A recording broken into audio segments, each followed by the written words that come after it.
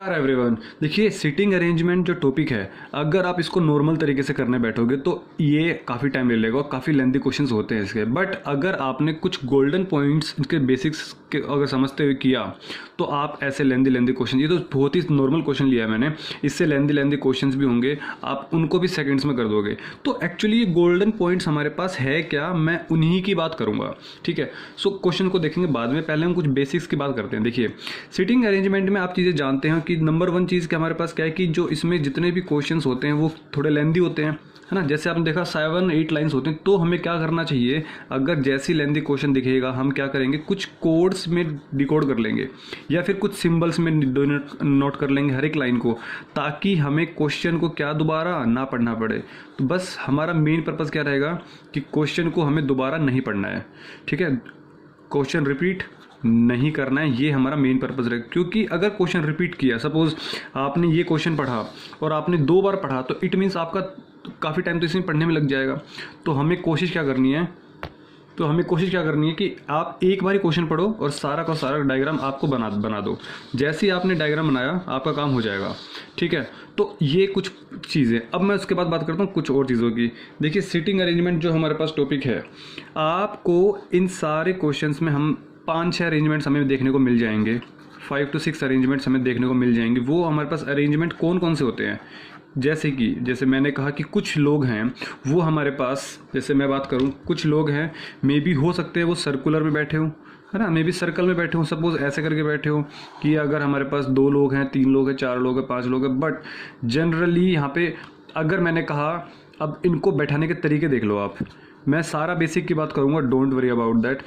अब सुनो, सपोज मैंने कहा यहाँ पे 6 लोग हैं, तो 6 लोगों को यूँ नहीं कि आपने 1 2 3 4 5 6 ऐसे बैठा दिया, ये हमारे पास गलत तरीका होगा। तो हमें 6 लोगों को होगा वो ऐसा बैठाना होगा। अगर इवन लोग हैं तो 6 हमारे पास इवन है ना, तो हमें कोशिश क्या करनी है कि जो भी नंबर हो वो हमारे पास बिल्कुल आमने सामने बैठे, जैसे कि 1 2 3 4 5 6, देखो 6 के 6 हमारे पास आमने सामने, तो हमें इस तरीके से बैठाना होगा। अगर सपोज मैंने कहा 8 लोग हैं, तो 8 लोगों को क्या करोगे आप, तो 8 लोगों को आप देखो 1 2 3 4 5 6 7 8, तो कुछ इस तरीके से हमें अरेंजमेंट करना होगा। और मैंने कहा 7 लोग हैं, तो 7 लोगों को भी यूँ नहीं कि आपने 7 1 2 3 4 5 ऐसे बैठा दिया, नहीं, ऐसे नहीं करना होगा। आपको बस थोड़ा सा इक्वली स्पेस देना होगा, ताकि आप जब बनाओ तो 1 2 3 4 5 और ये 6 और ये 7, ताकि हम क्वेश्चन को इजीली सोल्व कर सकें। नंबर 1 वे मे भी हो सकता है कि आपके पास कोई स्क्वायर में, रेक्टेंगल में बैठा हो, मीन्स आपके पास जो लोग हैं वो हमारे पास, देखो ये हमारे पास स्क्वायर में है, मैंने कहा 4 लोग हमारे पास कॉर्नर में बैठे हैं, 1 2 3 4 हो सकते हैं, और मैंने कहा कि 4 लोग और बैठे हैं वो सेंटर में बैठे हैं इस तरफ, और वो हमें सेंटर की तरफ देख रहे हैं। तो कोई सेंटर है ना, तो सेंटर की तरफ देखेंगे तो हम एरो इधर बना देंगे, सेंटर की तरफ देखेंगे तो एरो इधर बना देंगे, हम बना देंगे। अगर सपोज सर्कल है, सर्कल में हमारे पास 2-3 केस होते हैं एक्चुअली। नंबर 1 केस क्या होगा कि सपोज करो कि सारे के सारे लोग हैं वो सेंटर की तरफ फेस कर रहे हैं, तो हम सेंटर की तरफ फेस दिखा देंगे, सेंटर की तरफ फेस दिखा देंगे। ठीक है, अगर सपोज मैंने कहा कि सारे लोग बाहर की तरफ बैठे हुए हैं, तो मैंने बाहर की तरफ फेस दिखा दूंगा। सपोज मैंने कहा कि कुछ, ये हमारे पास थोड़ा टिपिकल पड़ जाएगा कि कुछ लोग हैं हमारे पास वो सेंटर की तरफ देख रहे हैं और कुछ लोग हैं वो हमारे पास बाहर की तरफ देख रहे हैं, तो बाहर की तरफ देखेंगे तो हम एरो बाहर की तरफ बना देंगे। चीज़ें क्लियर हैं? तो क्वेश्चन हमारे पास कुछ भी पॉसिबल है। नंबर 3 क्या हो सकता है कि हमारे पास रेक्टेंगल भी पॉसिबल है। इट मीन्स वोट, जब स्क्वायर पॉसिबल है तो रेक्टेंगल में क्या दिक्कत, तो रेक्टेंगल भी पॉसिबल है।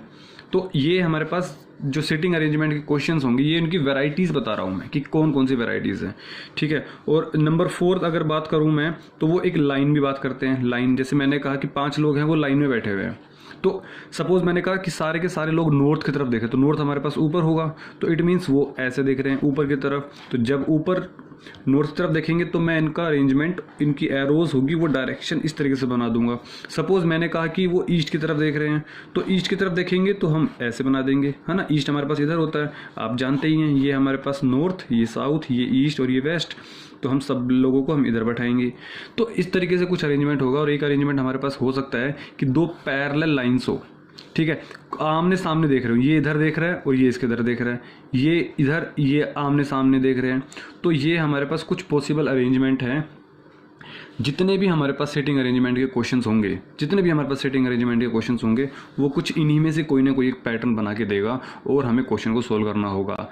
चीज़ों को ध्यान कर रखना है। नंबर 1 जो चीज़ है, कभी भी आप एक साथ ऐसे नहीं बैठाओगे, इक्वली स्पेस देके बैठाओगे, चाहे कितने भी हो, 4 से लेके 5 हो सकते हैं, 6 हो सकते हैं, 7 हो सकते हैं, 8 हो सकते हैं, 10 हो सकते हैं, वो क्वेश्चन के लेवल पे डिपेंड करेगा। ठीक है, ये मेरी गारंटी, आपको क्वेश्चन समझ में आ जाएगा, पढ़ने का तरीका भी आपको आ जाएगा कि कैसे पढ़ना है। सेकेंड थिंग इज़ वॉट, कि आपके पास जो भी स्टेटमेंट होगी आप उनको सिम्बल्स की फॉर्म में डिनोट करोगे। मैं बताऊंगा कैसे symbols, don't worry about that, but please आप वीडियो पूरी देखना, क्योंकि लास्ट में मैंने क्वेश्चन प्रैक्टिस भी करवाए हैं और सबसे लास्ट में मैंने एक क्वेश्चन आपके लिए भी दिया है, और आप देखना कि उस क्वेश्चन को क्या आप कितनी देर में कर पाओगे। ठीक है, तो क्वेश्चन रिपीट आपको दोबारा ना पढ़ना पड़े, इसलिए मैं ये सारी चीज़ों को आपको मैं दे रहा हूँ। ठीक है, तो सारी चीज़ों का सोल्यूशन हो चुका है। लेंथी क्वेश्चन होगा तब भी मैंने एक टाइम में पढ़ के हो जाएगा। अगर नंबर सेकंड चीज़, अगर सपोज किसी क्वेश्चन में हो सकता है कि आपको 2 डायग्राम बनाना पड़े, तो आपको वो चीज़ भी नहीं करनी है, एक ही डायग्राम से आपका काम चल जाएगा। सो देखिए, हमारे पास कुछ गोल्डन पॉइंट्स हमारे पास इन जैसे क्वेश्चंस आएंगे हमारे पास, उसमें भी क्या क्या फॉर्म्स आती हैं वो बता रहा हूँ मैं कुछ पर्टिकुलर स्टेटमेंट्स बता रहा हूँ, जिससे जो आप पकड़ लोगे ना आज, उसके बाद कभी भी गलती नहीं होगी। कौन कौन सी गलतियाँ करते हैं बच्चे, वो देखते हैं। देखो, A is second left of B, who is second left of C. ये जो हमारे पास WHO हु वर्ड है, इससे बहुत कंफ्यूजन होती है कि किसकी बात कर रहा है, बी की बात कर रहा है, ए की बात कर रहा है। देखो क्या कह रहा हूँ मैं, A is second left of B. तो अब क्वेश्चन पढ़ने का तरीका देखो, क्वेश्चन कैसे करना है वो भी समझो आप, प्लीज़ ध्यान से देखना। ए सेकंड लेफ्ट हो बी, सपोज किसकी बात कर रहा है, बी के सेकंड लेफ्ट में। तो सपोज करो मैंने बी यहाँ पे मान लिया, बोल रहा है ए सेकंड लेफ्ट। तो अब इसको मैं कभी भी, अगर क्वेश्चन में कुछ भी गिवन नहीं होगा, तो मैं हमेशा अपवर्ड फेस मानूंगा, मीन्स हमेशा नॉर्थ की तरफ देख रहे हैं सभी के सभी, मैं यही मानूंगा स्टेटमेंट। ये हमारे पास लाइन की प्रॉब्लम है। अगर सपोज सर्कल की बात कर रहा है और ये नहीं दिया, मेंशन किया हुआ कि सेंटर की तरफ देख रहा है, बाहर की तरफ देख रहा है, तो मैं हमेशा सेंटर की तरफ ही मानूंगा। ठीक है, तो हमने माना नॉर्थ की तरफ देख रहा है, तो यहाँ पे बी बैठा हुआ है, सेकेंड लेफ्ट। अब देखो तरीके क्या क्या, गोल्डन पॉइंट्स बता रहा हूँ मैं आपको। कभी भी आपको लेफ्ट राइट करना होगा ना, तो आप अपने आप को एज्यूम करके भी देख सकते हो, but sometimes it may takes time. मैंने क्या कहा, कभी कभी ऐसा होगा कि आप जब अपने आप को एज्यूम करोगे, तो आप अपने आप को घुमाते रह जाओगे क्वेश्चन के अंदर, और आप गलतियां कर बैठोगे। गलतियां नहीं करोगे तो टाइम लग जाएगा, बट हमें काम क्या करना है, हमें टाइम को क्या करना है, हमें टाइम कम करना है। तो उसका तरीका देखो, मैं अपने हाथ का यूज़ करूँगा, वो कौन सा हैंड होगा, लेफ्ट हैंड यूज़ होगा। तो गोल्डन पॉइंट्स के अंदर आप इस बात को भी जोड़ लें कि आपको लेफ्ट हैंड यूज़ करना है, इसलिए मैं देखो सभी स्टूडेंट्स के लिए, चाहे राइटी हो चाहे लेफ्टी हो, doesn't matter, left hand use करना है। तो लेफ्ट हैंड को कैसे यूज़ करेंगे, जिस तरफ देख रहा है ना, हम हाथ को उसी तरफ से एंट्री लेनी है लेफ्ट हैंड की। अब जो हमारा ये पाल्म है ना, पाम है, ये हथेली है, ये हमारे पास किसकी तरह बिहेव करेगा, ये हमारे पास राइट हैंड के, मतलब कि राइट की तरह बिहेव करेगा, और ये जो हमारे पास बैक पोर्शन है, ये हमारे पास लेफ्ट की तरह बिहेव करेगा। अब देखो मैंने क्या कहा, ए सेकेंड लेफ्ट ऑफ बी, तो बी के सेकेंड लेफ्ट में है। देखो दूसरे नंबर बी, लेफ्ट मतलब बायां, है ना, तो बाएं पोजीशन पर है बी के, तो 1 और 2, तो यहाँ पे कौन बैठा है, ए बैठा है। समझ में आ गई मेरी बात। अब बोल रहा है who is second left of C. अब सी है सेकंड लेफ्ट ऑफ, बट किसके, ए के या बी के। तो याद रखना आपको क्या, जब भी WHO आएगा तो हमें उसके जो बगल में होगा ना, हमें उसी की बात करनी होगी, कभी भी ए की बात नहीं करेगा वो, ये फिक्स है। जब भी हु आएगा तो हमें बी की बात करनी होगी। तो इट मीन्स आप अब बाकी स्टेटमेंट को चाहे मत पढ़ो, ये पढ़ो, B is second left of C. समझ में आ गई मेरी बात। अब बी है वो सेकेंड लेफ्ट ऑफ सी है, तो बी सेकेंड लेफ्ट सी के लेफ्ट में है। देखो हमारे पास ये लेफ्ट है, इट मीन्स यहाँ पर कहीं ना कहीं सी होगा, तो सी के सेकेंड लेफ्ट में देखो 1 और 2 लेफ्ट में हो गया ना B is left of C. देखो बी हमारे पास लेफ्ट पोजीशन पे हो गया सी के, तो ये हमारे पास लेफ्ट राइट पहचानने का भी तरीका बता दिया और WHO का काम क्या वो भी बता दिया। चलो एक क्वेश्चन हमारे पास कुछ इस तरीके भी आ जाता है कि who is second left of B immediate left of C. देखो हु किसके साथ बैठा हुआ है, ए के साथ बैठा हुआ है, तो हमारे पास ये चीज़ कंफर्म हो गई कि ए की ही बात करेगा। तो अभी तो हमारे पास सिंपल बोल रहा है ए हु इज ए, बोल रहा है A who is second left of B, तो ठीक है, तो मैंने यहाँ पे बी बना दिया और यहाँ पे मैंने ए बना दिया और वो भी सेकेंड लेफ्ट है। तो ये बी था जिसके बारे में बात कर रहा है, वो हम पहले लिखेंगे। अब बी के सेकेंड लेफ्ट में, तो लेफ्ट में क्या हो जाएगा, ये वाला पोर्शन, तो 1 और 2 सेकेंड लेफ्ट में हमारे पास ए हो गया। ठीक है, immediate left of C, immediate मतलब बिल्कुल साथ में चिपक के, तो इमीडिएट हमारे पास मैं साथ में कह देता हूँ यहाँ पे, लेकिन किसके, बी के या ए के? Immediate left of C, C के बिल्कुल लेफ्ट में है, कौन है वो? ये किसकी बात की जा रही है? देखो हु कहाँ पर था हमारे पास, यहाँ ए के पास था, तो ए की बात की जा रही है। इट मीन्स आप ए को उठा के यहाँ पे चिपका दो, A is immediate left of C. यहाँ पे आप ए समझो, ए यहाँ पर है। समझ में आई मेरी बात? क्वेश्चन पढ़ने का तरीका क्या है? A is immediate left of C, तो सी के जस्ट इमीडिएट लेफ्ट में है कौन? ए। तो ए यहाँ पर है, तो सी हमारे पास कहाँ पे होना चाहिए? यहाँ पे होना चाहिए, नहीं होना चाहिए? बोलो समझ में आई, नहीं समझ में आई? ए हमारे पास बिल्कुल लेफ्ट में है, सी का लेफ्ट, देखो सी आप समझो सी यहाँ पर हो, तो सी का लेफ्ट क्या होगा? ये तो होगा, तो सी का लेफ्ट यही होगा, इट मीन्स यहाँ पर हो गया। ठीक है, चलो हम आगे चलते हैं। अब बोल रहे हैं कि suppose A is third left of B, तो देखो किसके लेफ्ट में है? बी के लेफ्ट में है, तो पहले आप बी बना दो, और बी के थर्ड लेफ्ट में है, तो एक सपोज लाइन बना दो, ये 1, ये 2 और ये 3। तो देखो बी के लेफ्ट में 1 2 3 ए हो गया पहली चीज़, and sit second right of C. अब हमारे पास एक नया वर्ड आएगा एंड। देखो एंड आ जाए या बट आ जाए, जैसे कि लेकिन, किंतु, परंतु, बंधु, है ना। सो लेकिन, किंतु, परंतु और या, ये सारे वर्ड्स अगर आ जाएंगे हमारे पास, तो उनका क्या काम करना है? जब भी ऐसे वर्ड्स आएंगे तो हमें पहले पर्सन के पास जाना है। देखो ये हु में हमारे पास जो भी पर्सन था वो साथ वाला था, बट एंड में जो भी होगा वो हमारे पास फर्स्ट पर्सन के पास जाएगा। ठीक है, समझ में आ गई मेरी बात? क्योंकि अब sit second right of C, second right, C के सेकंड राइट होगा, लेकिन कौन होगा? बी होगा, ए होगा? वो ए होगा। बोलो समझ में आई, नहीं समझ में आई मेरी बात? तो आपको चीज़ें क्लियर हो जाएंगी, बस ये चीज़ें आपको याद रखनी है। ठीक है, so now I can say what, कि ए हमारे पास, A is third left of B. A, अब इस ए को मैं यहाँ पढ़ूंगा, यहाँ पे A sit second right of C, C के सेकंड राइट में बैठा हुआ है कौन? ए। देखो सी ऑब्वियसली बात नहीं बैठेगा, क्योंकि राइट में बैठा हुआ ए, तो राइट तो पोजीशन तो हमारे पास पाम वाली है, तो क्या मैं कह दूँ कि सी हमारे पास यहाँ पे और ए हमारे पास सेकंड राइट पोजीशन पे बैठ गया यहाँ पर। चीज़ समझ में आ गई? ए सिट राइट में, ए राइट में बैठा है, मीन्स पाम वाली साइड बैठा हो, तो पाम को तो हमें इधर करना पड़ेगा, तो हमारे पास सी कहाँ पे हो जाएगा? यहाँ पे हो जाएगा। अब हम एक क्वेश्चन और कर लेते हैं। बोल रहा है A is second left of B. ठीक है, तो ये हमने बी बनाया, ये हमने ए बना दिया, है ना, बी के लेफ्ट में, तो ये हमारे पास बी हो गया, इसके लेफ्ट में हमारे पास ये हो गया। ठीक है, तो and C is neighbour of D. देखो अब यहाँ पे अब यहाँ पे देखो 4 बंदे हो गए, एक ए हो गया, एक बी हो गया, एक सी हो गया, एक डी हो गया। Number 1 thing. Second thing is what, कि आपके पास दोनों अलग अलग स्टेटमेंट है, इस स्टेटमेंट में और इस स्टेटमेंट में डिफरेंस है। तो ए सेकंड लेफ्ट ऑफ बी ये हो गया, सी इज नेबर ऑफ डी, सी पड़ोसी है डी का, सी इज नेबर ऑफ डी। अब सी और डी यहाँ पे भी हो सकते हैं, और सी और डी हमारे पास यहाँ पे भी हो सकते हैं, तो या तो ये वाला केस हो जाएगा या ये वाला केस हो जाएगा। इस वाले केस में इस वाले केस का कोई कनेक्शन नहीं है। कभी कहो कि सी को ए से कनेक्ट करें, नहीं, ये अलग चीज़ हो गया। तो ये 4 वेराइटीज़ थी मेरे पास जो मैंने आपको बताई हैं।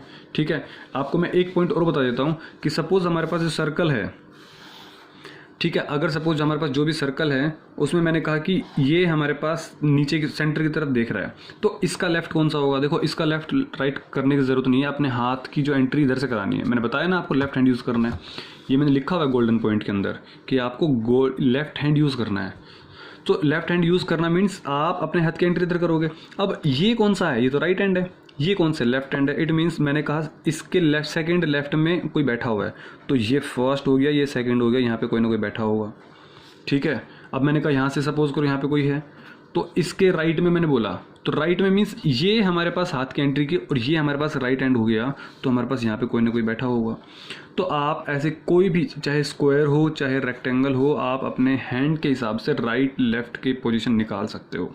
Number 1 thing. Second thing is what, कि अगर मैं बात करूँ क्लॉकवाइज और एंटी क्लॉकवाइज की, तो आप एक चीज़ जानते हो कि सपोज करो कोई भी बंदा बैठा हुआ है यहाँ पे, तो यहाँ से जब जाओगे तो ये कौन सी पोजीशन होगी? ये हो जाएगी हमारे पास क्लॉकवाइज। यस और नो? ये हमारे पास हो जाएगी क्या? क्लॉकवाइज। और अगर मैं जाऊँगा इस तरफ से तो हमारे पास ये क्या हो जाएगी? Anti clockwise. ठीक है, सो कुछ पॉइंट्स सारे के सारे बता दिए मैंने आपको। सो अब हम बात करते हैं क्या, देखिए क्वेश्चंस के बारे में बात करते हैं। सो क्वेश्चन देखिए क्या कह रहा है। सो क्वेश्चन देखते हैं क्या बोल रहा है। K, L, M, N, O, P and Q अब आप क्वेश्चन इजीली कवर कर सकते हो। बोल रहे के L M N O P Q are sitting in a circle facing at the centre. तो हमारे पास कितने बंदे हो गए, 3 4 5 6 7, तो 7 बंदे मैंने बैठा दिए, 1 2 3 4 5 6 7।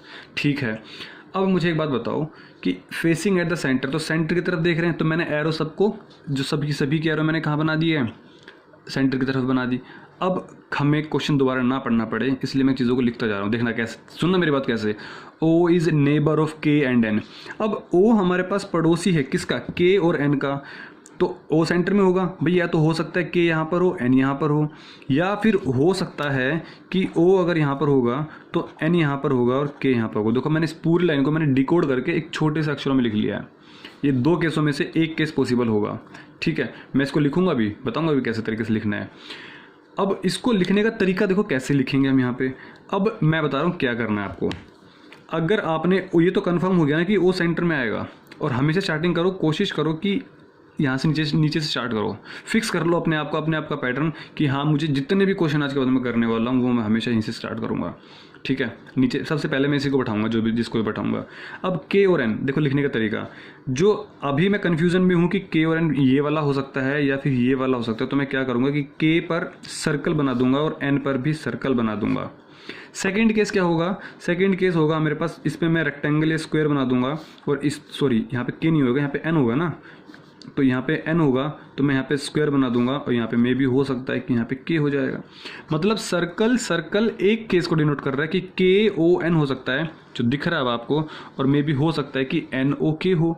तो मैंने दोनों को अलग अलग वे से रिप्रेजेंट कर दिया। ये तरीके हैं, ये पैटर्न है, इन चीज़ों को सीख लो। आपको 2 डायग्राम बनाने की जरूरत नहीं पड़ेगी। बच्चे क्या करते हैं, एक डायग्राम ये बनाया फिर अगले डायग्राम में एन ओ के दिखा देंगे, टाइम लगेगा।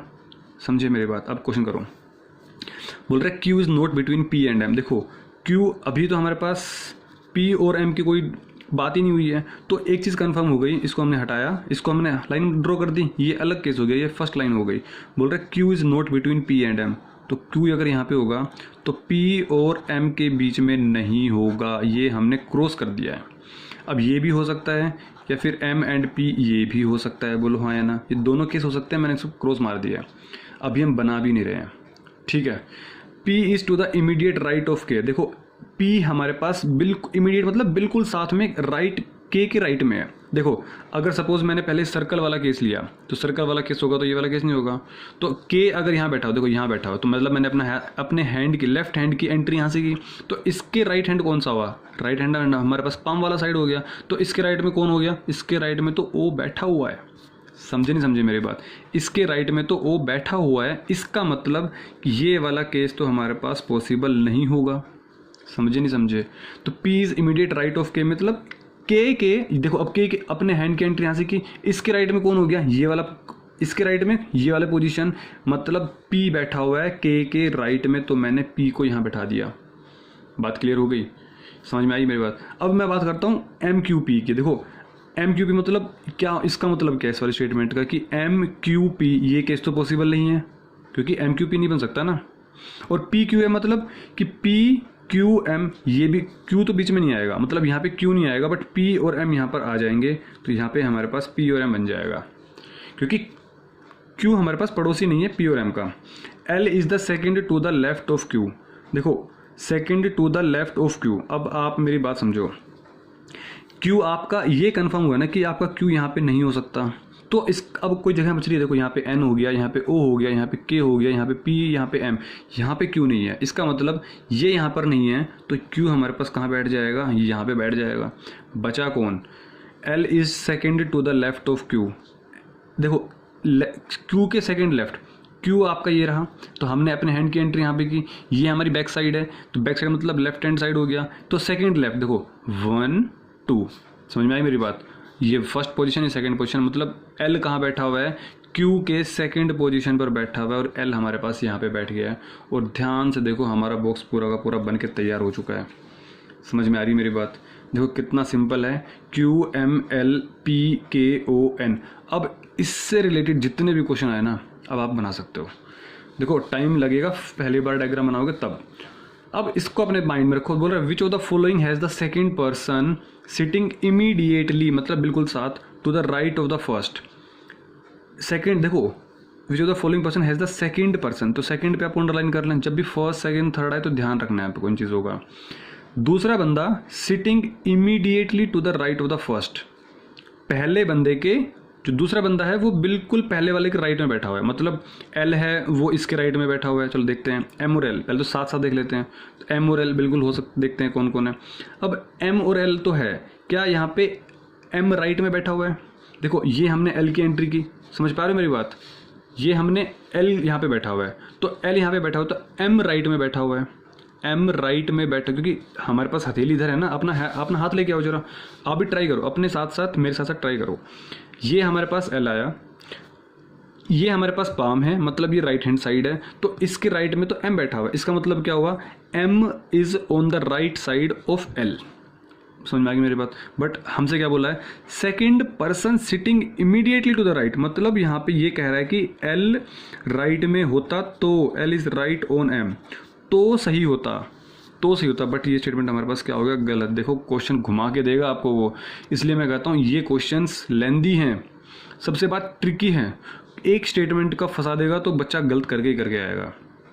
के एल, देखो के एल ढूंढो, के यहाँ पर है, एल यहाँ पर है, इन दोनों का तो कोई कनेक्शन ही नहीं, क्योंकि साथ साथ में नहीं है, तो इस ऑप्शन को तो मैंने वैसे डिलीट मार दिया। ओके ओके, देखो ये रहा, सेकंड पर्सन आपका राइट में होना चाहिए कंपेयर टू फर्स्ट, ये तो बात लिखी हुई है, second person sitting immediately to the right of the first. तो सेकंड पर्सन, देखो सेकंड पर्सन के है, ये फर्स्ट पर्सन है, सेकंड पर्सन है, के हमारे पास राइट साइड में बैठा हुआ है। ओके, बिल्कुल सही बात, और हमारे पास यही आंसर हो जाएगा। समझ में आ रही मेरी बात? So move to the question number, neighbours of L. देखो एल के पड़ोसी कौन कौन है? एल यहाँ पर बैठा हुआ है, तो एल के पड़ोसी कौन कौन हो गए? एम एंड पी है कहीं ऑप्शन में? P and M, yes P and M. L के पड़ोसी कौन कौन है? एम और पी, या फिर पी और एम, बात तो ही की है। लास्ट क्वेश्चन पढ़ते हैं। Which of the following persons are sitting adjacent, adjacent मतलब साथ साथ, एडिशन मतलब साथ साथ। Which of the following persons are sitting adjacent to each other in clockwise order as shown. बोल रहे क्लॉकवाइज ऑर्डर में। देखो एल क्यू एम ढूंढते हैं, कहाँ पर है? एल यहाँ पर है, क्यू यहाँ पर है, एम, ये तो कोई ऑर्डर ही नहीं बन रहा।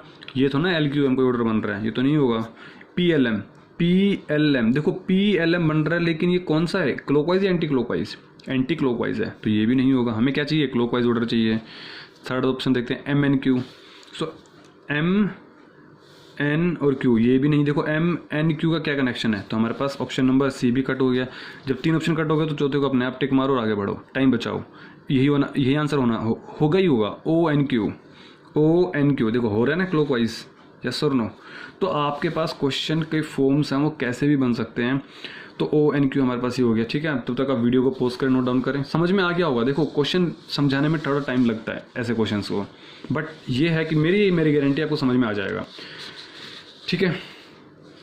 सो now move to the question number second.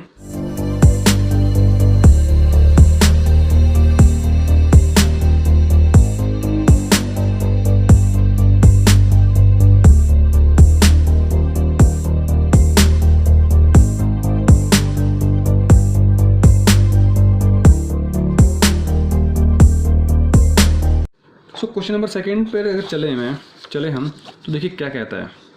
बोल रहे कि A P R X Z are sitting in a row, S and Z are in the centre, A and P are at the ends. तो इस तरह का question दिया हुआ है, हमें कुछ नहीं, हमें आराम से पढ़ना है, एक बार पढ़ना है और अच्छे से पढ़ना है। समझ में आई मेरी बात? तो देखो पहले बात, ए पी 3 4 5 6 बंदे सिटिंग इन ए रो, मतलब एक लाइन में बैठे हुए हैं। S and Z are in the centre, A and, देखो कुछ भी मेंशन नहीं किया हुआ, नॉर्थ में बैठे हैं, नॉर्थ की तरफ, लेकिन ये कंफर्म है लाइन में बैठे हुए हैं। और मैंने बताया आपको कि अगर कभी भी आपके पास ये कंफर्म आ जाए, चीज़ें आ जाएं कि किधर भी देख, मेंशन नहीं किया कि नॉर्थ की तरफ देख रहा है, ईस्ट की तरफ, वेस्ट साउथ जो भी तरफ है, तो हम क्या मानेंगे? हमेशा सारे लोग नॉर्थ की तरफ देख रहे हैं, क्योंकि हमारे पास इजी पड़ जाएगा ना, जो मेरा लेफ्ट वो इसका लेफ्ट, जो इसका राइट वो इसका राइट, तो इजी पड़ जाती हैं चीज़ें। तो मैं यही पर्सन मानूंगा। 1 2 3 4 5 6, तो 6 बंदे हो गए हमारे पास। एक यहाँ पे होगा, दूसरा यहाँ पे हो जाएगा, तीसरा यहाँ पे मान लेते, चौथा यहाँ पे, पांचवा यहाँ पे, छठा यहाँ पे। इक्वल स्पेसिंग देनी है, यूँ नहीं कि 2 में एक बिल्कुल कम स्पेसिंग, 2 एक में एक यहाँ पे एक यहाँ पे, ऐसा भी नहीं करना। इक्वल स्पेसिंग के साथ हमने 7 बंदे बैठा दिए। S and Z are in the centre. अब सुनो मेरी बात भाई, सेंटर कौन से होंगे? 2 हटा दो, 2 हटा दो, सेंटर में ये 2 चीज़ें होंगी। अब या तो एस यहाँ बैठेगा या जेड यहाँ बैठेगा, या फिर एस यहाँ बैठेगा जेड यहाँ बैठेगा। मैंने क्या बताया, इसका तरीका है, अगर एस यहाँ बैठेगा तो जेड यहाँ बैठेगा। मे भी हो सकता है जेड यहाँ बैठे तो हमने इसको अलग बॉक्स में बना दिया और ऐसे यहाँ बैठे, या तो ये केस बनेगा या ये केस बनेगा, दो केस बनेंगे। दोनों केस को मैंने आराम से बना दिया। अब क्या बोल रहा है, देखो यहाँ तक मेरा काम खत्म हो चुका है। ए and P are at the ends. अब ए और पी एंड्स पर है। अब या तो ए यहाँ पर होगा तो पी यहाँ पर होगा, अगर ए यहाँ पर नहीं होगा तो सपोज में भी हो सकता है पी यहाँ पर हो तो ए यहाँ पे होगा। मैंने इनको केसेस को बना लिया। तो बट ये माइंड में रखना कि इन सर्कल से कोई कनेक्शन नहीं है, कोई कनेक्शन होगा भी नहीं। R is sitting to the left of A. देखो R is sitting left of A. अगर सपोज मैंने जो सर्कल वाला केस लिया, ए यहाँ पर है तो ए अगर यहाँ बैठेगा तो इसके लेफ्ट में कौन हुआ, ये लेफ्ट पोजीशन हुई ना। तो आर, अच्छा जब आर ए यहाँ बैठा हुआ है लास्ट में तो इसके लेफ्ट में तो कोई होगा नहीं। इसका मतलब ये वाला केस तो पॉसिबल है नहीं, तो ए और पी कट गया। मतलब ये कंफर्म हो गया इस स्टेटमेंट से कि R is sitting to the left of A. तो यही वाली कंडीशन, क्योंकि ए यहाँ बैठ, अब देखो ये वाला ये बैठा हुआ है ना, तो इसका ए हमारे पास लेफ्ट में क्या हुआ ये, तो इसके लेफ्ट में कौन पोजीशन हो गई, ये वाली पोजीशन। मतलब यहाँ पे कौन बैठा हुआ है, आर बैठा हुआ है। तो ये कंफर्म हो गया, ये कंफर्म हो गया और ये कंफर्म हो गया। तीनों पे मैंने टिक मार दिया। तीन चीज़ मेरे पास क्लियर हो चुकी है। समझ में आई मेरी बात। Who is to the right of P. P कहाँ पर है, देखो पी यहाँ पर है। बोल रहे पी का ये हमारे पास पाम है, इसके राइट में कौन बैठा हुआ है, वो पूछ रहा है यहाँ पे कौन बैठेगा। भाई ए पी आर एक्स ये सब बंदे पे थे, जेड हो चुका। अब चाहे ये वाला केस हो चाहे ये वाला केस हो, क्या फ़र्क पड़ता है, कुछ फ़र्क नहीं पड़ता ना। यहाँ पे कौन बचा, देखो ए हो चुका है, क्या ए हो चुका है, पी हो चुका है बिल्कुल, आर हो चुका है, एक्स नहीं है। मतलब यहाँ पे कौन आएगा, यहाँ पे एक्स आएगा। तो ए का पी का राइट हैंड साइड में कौन आएगा, एक्स आएगा। तो इजीली क्वेश्चन हमारे पास सोल्व हो जाएंगे, डरने की ज़रूरत नहीं है। क्वेश्चन करने के तरीके हैं ये, सर्कल स्क्वायर, जो आपका शेप देने का मन करे वो शेप आप इजीली दे सकते हो। ठीक है, सो अब मैं चलता हूँ नेक्स्ट क्वेश्चन पर। सो क्वेश्चन नंबर मैं 3 पे चलता हूँ। देखिए क्या कह रहा है।